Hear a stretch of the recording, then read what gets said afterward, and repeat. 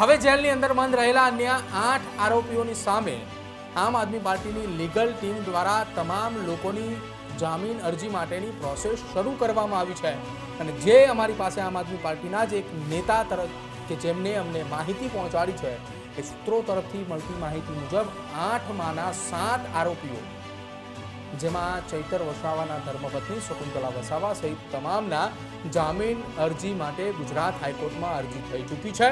અરજી માત્ર બાકી હોય તો ચૈતર વસાવાની।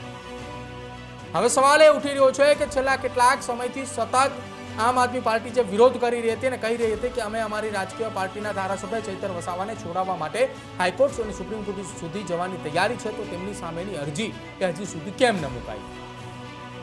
જે ન્યૂઝરૂમ સાથે વાતચીત થઈ હતી આપના એક નેતા કે જેમને નામ ન દેવા પર કહ્યું હતું કે ચૈતર વસાવાની જામીન અરજી ત્યારે જ મૂકવામાં આવશે કે જ્યારે તેમના પત્ની શકુંતલા વસાવા સહિત અન્ય આરોપીઓની જામીન અરજી ઉપર સુનાવણી હાથ ધરવામાં આવશે।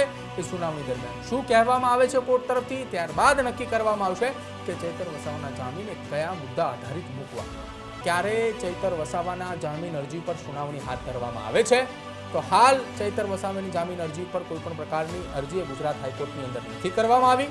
ગુજરાત હાઈકોર્ટની અંદર માત્ર અત્યારે હાલ અન્ય 7 આરોપીઓ જે જેલની અંદર બંધ છે તેમને લઈને જામીન મૂકવામાં આવ્યા છે। હવે એમની સુનાવણી એ ક્યારે થાય છે, એમની સુનાવણી પર શું એ સુનાવણીમાં એ કોર્ટ તરફી એ દલીલો થાય છે, સરકારી વકીલ તરફી શું સામે જવાબ આપવામાં આવે છે અને ધારાસભ્ય ચૈતર વસાવાના પત્ની શકુંતલા વસાવા જેલની બહાર આવે છે કે કેમ, અને ચૈતર વસાવાની જામીન અરજી ક્યારે થાય છે એ આવનારા સમયમાં ખ્યાલ આવશે। હજુ સુધી તમે અમારી ચેનલને સબસ્ક્રાઇબ નથી કરી તો અત્યારે જ ન્યૂઝરૂમ ગુજરાતને સબસ્ક્રાઇબ કરો, ફેસબુક અને ઇન્સ્ટાગ્રામ પર ફોલો કરો।